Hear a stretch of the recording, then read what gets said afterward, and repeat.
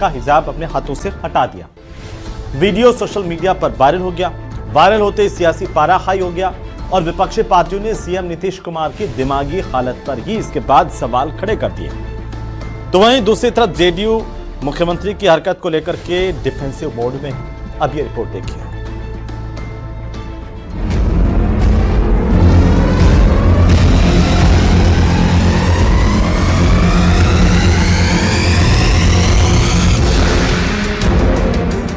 बिहार के मुख्यमंत्री नीतीश कुमार एक बार फिर अपनी अजीबोगरीब हरकत को लेकर चर्चा में हैं। पटना में मुख्यमंत्री नीतीश कुमार ने नियुक्ति पत्र बांटने के दौरान एक महिला डॉक्टर के चेहरे से हिजाब हटा दिया। इस दौरान मंच पर मौजूद डिप्टी सीएम सम्राट चौधरी ने उन्हें रोकने की कोशिश भी की, लेकिन तब तक देर हो चुकी थी। लालू यादव की पार्टी आरजेडी ने इस घटना के बाद नीतीश कुमार की मानसिक स्थिति को लेकर सवाल उठा दिए। वहीं कांग्रेस ने भी इसे शर्मनाक घटना बताया है। पर्दा करती हिंदू महिलाएं, मुस्लिम महिलाएं हिजाब बुर्का लगा के किसी मुख्यमंत्री को जिसकी मानसिक स्थिति खराब नहीं हो गई है, यहां से कहीं ठिकाने नहीं लग गया है, तो ऐसी हरकत नहीं कर सकता। हालांकि नीतीश की पार्टी अब भी उनका बचाव कर रही है। बिहार सरकार में मंत्री मोहम्मद जमा खान ने कहा कि नीतीश कुमार अल्पसंख्यकों का सम्मान करते हैं। वो सम्मान करते हैं और दुलार करते हैं, और कल का जो लोगों ने इस बात को, जो विरोधी भाई लोग हैं, जो और विपक्ष के मेरे भाई हैं, लोग उठाते हैं तो हंसी आती है। सब बातें नहीं होनी चाहिए, नेचर देखना चाहिए किसी पर लांछन लगाने से पहले। समाजवादी पार्टी ने भी नीतीश कुमार को लेकर हमला बोला है। और बिहार को सरकार भी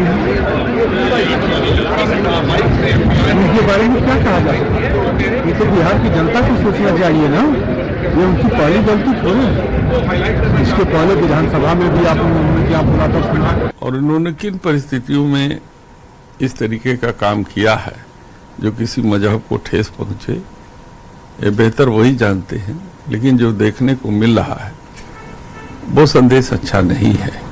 नीतीश कुमार और हिजाब विवाद की देवबंदी उलेमाओं ने निंदा की है। आप एक तरफ महिलाओं के सम्मान की बात करते हैं और दूसरी तरफ आप एक कार्यक्रम में महिलाओं का अपमान कर रहे हैं, क्योंकि ये एक महिला का अपमान नहीं है बल्कि पूरे देश की महिलाओं का अपमान है। हिजाब एक मजहबी पहचान है मुसलमान महिला की, और उस मजहबी पहचान को किसी एतबार से जो है इस तरह बेइज्जत नहीं किया जा सकता। न उसको खुरचा जा सकता है, न उसको नोचा जा सकता है, न उसको झिड़का जा सकता है। घटना उस वक्त हुई जब पटना में डॉक्टरों को नियुक्ति पत्र देने का कार्यक्रम चल रहा था। सीएम के हाथों अपना नियुक्ति पत्र लेने के लिए डॉक्टर नुसरत परवीन मंच पर पहुंची। नीतीश कुमार ने नुसरत परवीन से उनके चेहरे पर लगे हिजाब के बारे में कुछ पूछा। कोई कुछ समझ पाता उससे पहले नीतीश कुमार ने महिला डॉक्टर का हिजाब हटा दिया। इस घटना को लेकर सियासी पारा हाई है। Bureau report, news 18, Uttar Pradesh, Uttarakhand.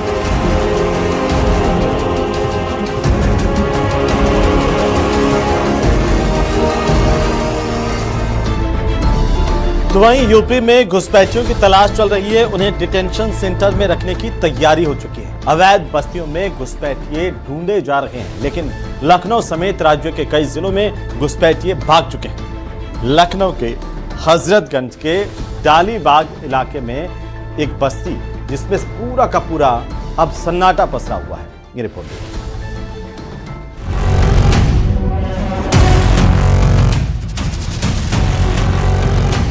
खाली और वीरान पड़ी ये बस्ती कुछ दिन पहले तक ऐसी नहीं थी। इन खाली टिन के घरों में लोग रहते थे, लेकिन यूपी में एसआईआर की प्रक्रिया शुरू होने के बाद अवैध तरीके से देश में घुसे लोगों में ऐसी भगदड़ मची कि लोग भाग खड़े हुए। नतीजा ये हुआ कि अवैध बस्तियां खाली हो गईं। लखनऊ के हजरतगंज के डालीबाग इलाके की इस बस्ती में भी वही हुआ। तरफ की अगर हम नजर डालें तो आप यहाँ पर देखिए, पीछे की तरफ भी यहाँ पर देखिए तस्वीरों में, ये भी इलाका पूरी तरीके से खाली हो चुका है। सरकारी जमीन खाली हो चुका है। यहाँ जो लोग रहते थे वो कहाँ गए, इस बारे में किसी को जानकारी नहीं है। पुलिस के सामने सबसे बड़ी चुनौती इस वक्त यह है कि पता लगाएं कि ये लोग आखिरकार गए तो कहाँ गए। इस बस्ती की हालत देख के पता चलता है कि घुसपैठियों की धरपकड़ शुरू होने के बाद वहाँ कैसी हालत हुई होगी, क्योंकि बस्ती के आसपास लोगों का सामान बिखरा नजर आया। यहाँ टिन के शेड से जो मकान बने थे वो पूरी तरह खाली दिखे। कि जरा तस्वीरों में ये टीन सेट का घर है और इस घर में ये लोग रहा करते थे। बाकायदे यहाँ पर इलेक्ट्रिक कनेक्शन वगैरह भी यहाँ पर है और इसे काटने का आदेश यहाँ पर दिया गया है नगर निगम के द्वारा। इलेक्ट्रिक लाइन यहाँ पर काट दी गई है और यहाँ से इस इलाके में जो भी लोग अवैध तरीके से रह रहे थे पूरी तरीके की से ये सरकारी जमीन अब खाली है। भले ही ये बस्ती अवैध थी, लेकिन यहाँ बिजली का कनेक्शन था जिसे बस्ती के खाली होते ही पूरी तरह काट दिया गया, यानी इस अवैध बस्ती की बत्ती गुल कर दी गई। आप लोग को इलेक्ट्रिक कनेक्शन काटने का आदेश दिया गया? जी जी। तो पूरा काट दिए हैं जी।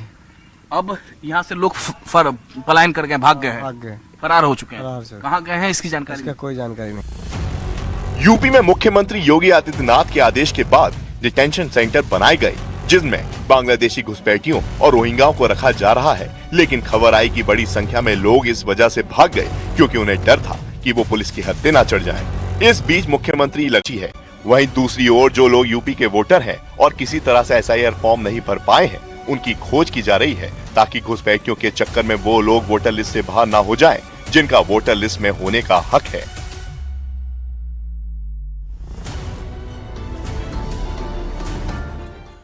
तो ग्रामीण विकसित भारत जी रामजी बिल आया लोकसभा में पेश किया गया आज और इस बिल को लेकर के विपक्ष ने न सिर्फ जोरदार हंगामा किया बल्कि महात्मा गांधी के नाम को हटाए जाने को लेकर सदन में जोरदार वार पलटवार भी दिखा है। एक तरफ विपक्ष के आरोप हैं तो दूसरी तरफ है सरकार के तर्क। आखिर क्या कुछ हुआ इस रिपोर्ट में देखिए।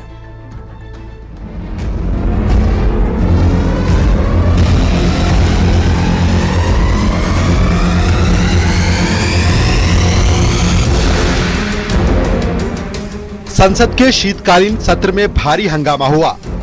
कारण मनरेगा यानी Mahatma Gandhi National Rural Employment Guarantee Act को रिप्लेस करने वाला नया बिल। महात्मा गांधी जी का नाम क्यों हटा रहे हैं? महात्मा गांधी जी तो इस देश के मतलब सबसे बड़े नेता इतिहास में, दुनिया में, विश्व में माने जाते हैं, तो उनका नाम हटाने के लिए मुझे समझ में ही नहीं आ रहा कि मकसद क्या है, इनकी मंशा क्या है।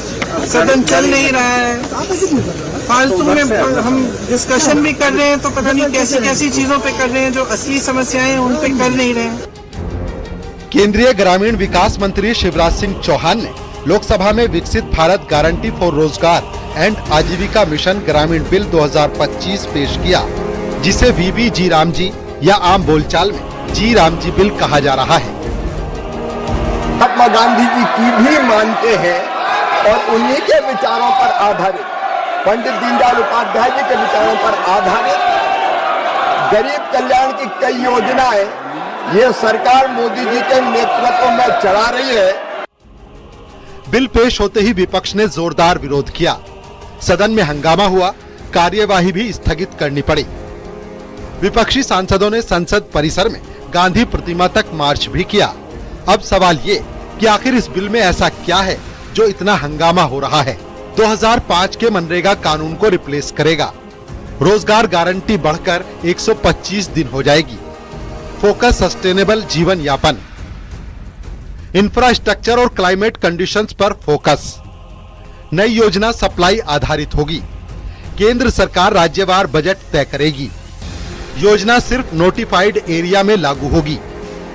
इस बिल को लेकर सबसे बड़ा विवाद जो सामने आया है वो है महात्मा गांधी का नाम हटाने का आरोप। नया नाम विकसित भारत से जुड़ा है, जो मोदी सरकार की विकसित भारत 2047 विजन के मुताबिक है, लेकिन विपक्ष इसे लेकर जोरदार हंगामा कर रहा है।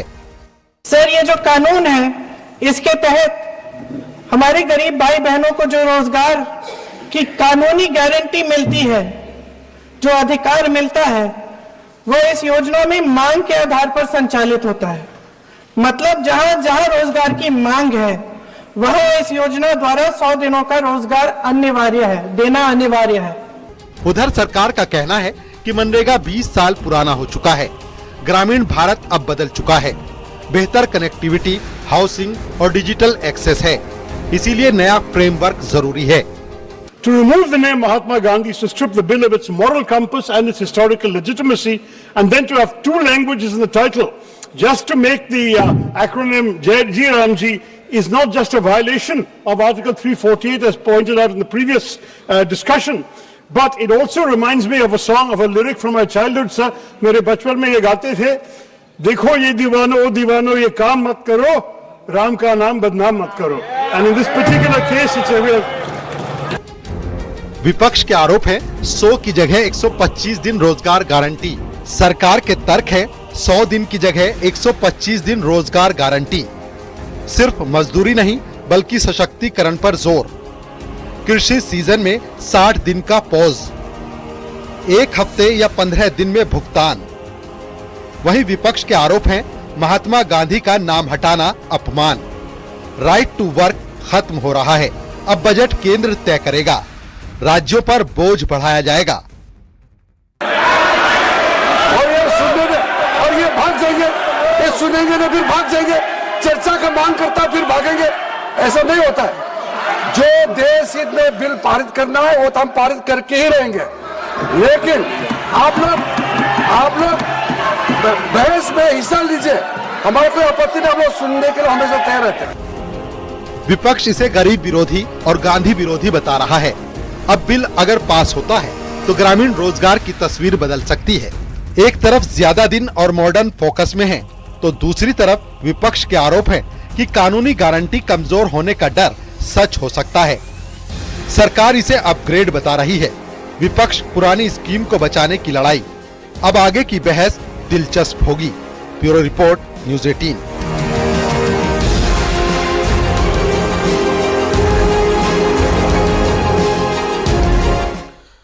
तो दिल्ली के जाफरा